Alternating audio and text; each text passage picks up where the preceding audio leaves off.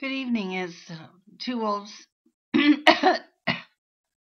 Warning 616, and I'm burning mad, and you should be too, because did you know that public lands policies and fire management are now prohibiting farmers and ranchers from fighting fires on their own land and on the lands adjacent to them that are ablaze?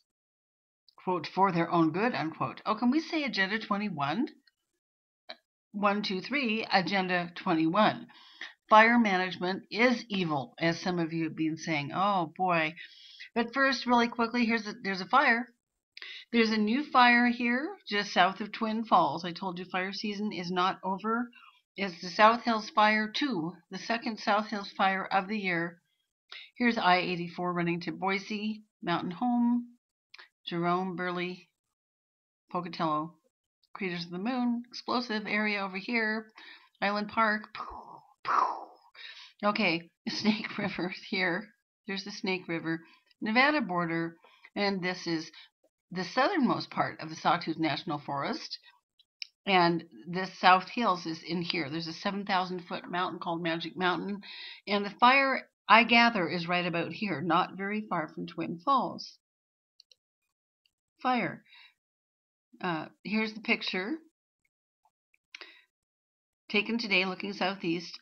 I don't know what it is. I always seem to see the blow up. I was just walking around and there was suddenly a blow up and a plume. And I'll come back to that, but I wanted to give you the story first to make a point about how serious this issue is. Okay. Whoops, just a moment here. Let's get to the right article. Okay. On public land, the fire still burns. This is a terrible story, and one that we need to pay attention to. And this has everything to do with our rights, all of our rights in North America. From the Times News, Magic Valley, http magicvalley.com news. And you can see here, breaking news, South Hills fire leads to road closures. Here's the story. On public land, the fire still burns. See if I can enlarge. I'm trying to keep my window small tonight on purpose. Heat generated from this season's wildfires on public lands is still felt by ranchers who are limited in how they can assist. Isn't that bizarre? There is a gallery of pictures for this story. Photo by Ashley Smith for the Times News is magicvalley.com. And I'll put all attribution below. And this is the gentleman who is the centerpiece of the story. One of the wonderful older gentlemen descended from generations of pioneers and farmers. And this is his blackened land.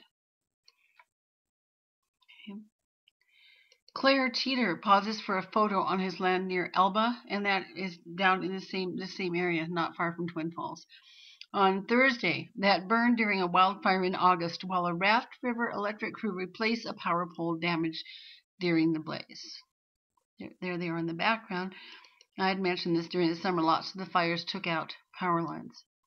And look at his blackened, ruined pasture land. But he's still standing.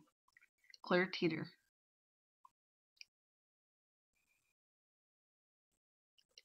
Teeter is hoping to find ways for landowners to go onto public lands to create fire breaks so wildfire will not encroach onto their private land or burn grazing allotments. Story from the 7th by LAURIE Welch, LWelch at magicvalley.com. And there is a gallery. There's other pictures called Ranching and Wildfires. Burley. As wildfires raged across the Magic Valley this summer, not all the heat came from the flames. Some farmers and ranchers who use grazing allotments to feed livestock during the summer or own land bordering public lands felt red-hot anger and frustration. The source, federal lands policies that prevent them from crossing onto public land to help suppress wildfires. Now, there's 2 points to that. For one thing, these are their grazing allotments. Here in the West, as well as in Western Canada, stockmen have not had to resort to horribly feeding white bread or gummy bears to their cattle and sheep. now that corn prices are high, because we've always had open land ranging right across Western Canada and the Western U.S., much of it on public lands, grazing allotments.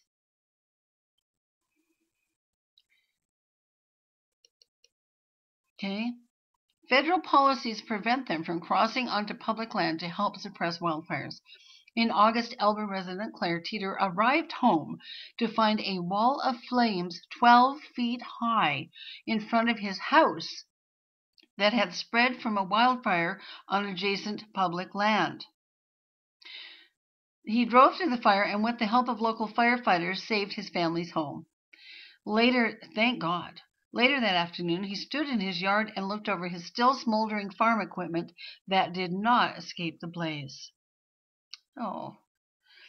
It was 16 years to the day after another rangeland fire had destroyed 4 miles of his fencing and 150 tons of hay. No small amount. Teeter's anger boiled over.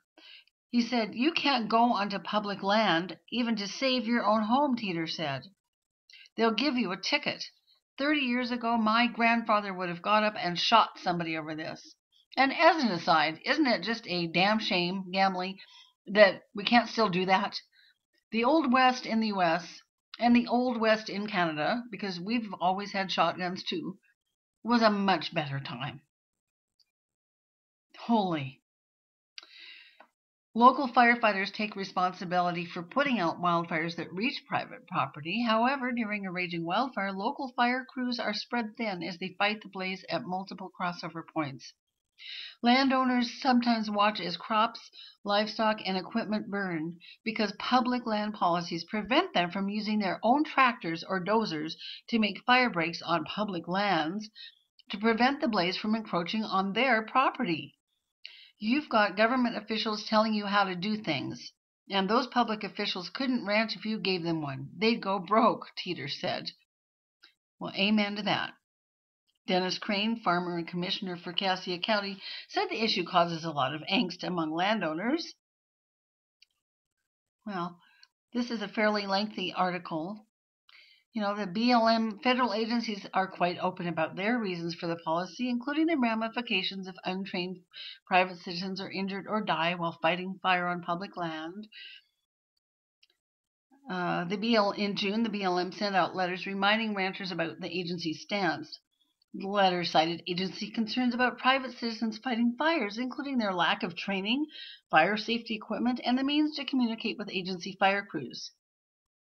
One thing that we dread, and there's always a possibility of it happening, is someone could lose their life, said BLM spokeswoman Heather Teal Nielsen. Well, Heather, these people are losing their life. If they lose their farm, their ancestral home, and their whole livelihood, they are really losing their lives.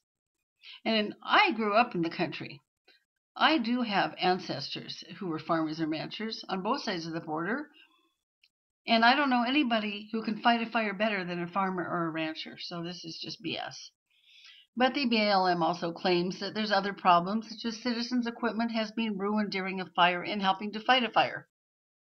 Of course, it was ruined for Claire Teeter by a fire, right?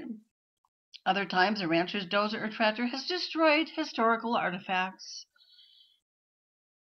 And on and on. Oh, I just can imagine how these guys must just be blazing. And there are consequences for those who disregard the BLM's advice. Teal Nelson said during an incident this summer, one individual who held a grazing permit in the Jarbidge area received a warning and then a misdemeanor citation for unauthorized destruction of vegetation. And you know what he was doing when he destroyed vegetation? He was fighting a wildfire. Teal Nelson said he pleaded guilty and received a $1,250 fine. In this particular case, he was also issued a ticket for operating a moving vehicle with an open container of alcohol. Well, yeah, you know what? If I was on my tractor fighting a fire, I'd have a cold one pop too. Oh, it's just really, can we say Agenda 21, people? 1, 2, 3, Agenda 21.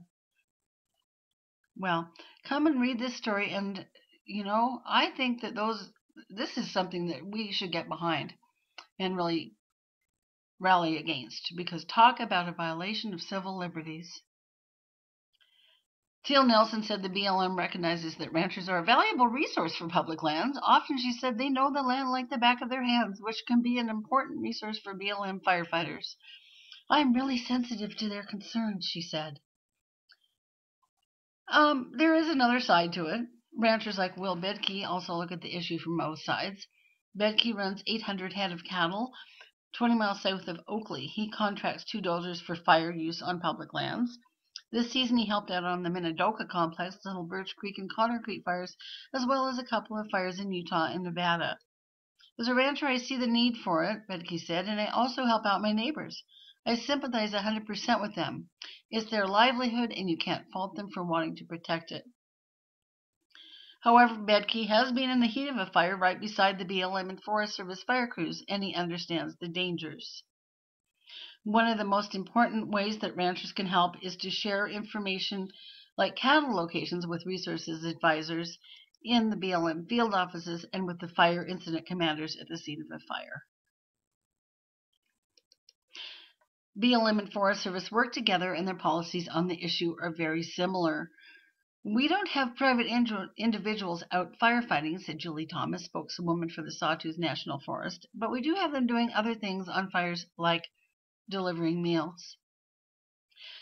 Wow.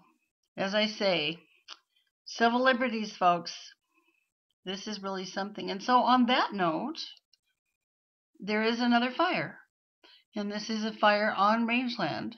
I knew it was rangeland the minute I smelled the smoke, just because of the components. Update: South Hills fire leads to road I can't seem to talk tonight. Update: South Hills fire leads to road closures. Pardon my mispronunciation. 3 hours ago, by the Times News, again, magicvalley.com, Rogerson, the 500 road connecting Shoshone Basin Road and Rock Creek Road in southern Twin Falls County is closed this evening due to a wildfire. Twin Falls and Cassia County Sheriff's offices are on scene providing assistance. Fire crews are responding to a 50-acre wildfire threatening structures just west of Magic Mountain and Thompson Creek. Homes and cabins are a half-mile away from the flames, only a half-mile away. And this is the same Heather Teal Nielsen here. So they're a half a mile away from the flames, according to Heather Teal Nielsen, spokeswoman for the U.S. Bureau of Land Management. Teal Nelson, excuse me. Okay. So far, 6 engines, a water tender, and a dozer are responding to the fire. That's quite a bit. But folks, this is all still major drought. In the high 70s today. It's just might as well be July as far as fire danger is concerned. So 6 engines, a water tender, and a dozer are responding to the fire. Air support and 6 smoke jumpers are also responding to the fire, Teal Nelson said. The fire is estimated to be contained by 6 p.m. October 12th, controlled by October 14th. The cause of the fire is unknown at this time. And you can come back to magicvalley.com and read tomorrow's news for updates as the story continues. So, this is really very serious stuff. Fires continuing while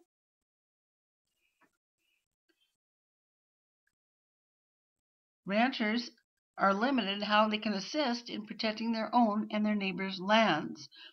This is Two Wolves Out on a rather dire note and in a bit of a fiery temper, and I wish you all well. Everybody be safe, especially those of you in fire zones.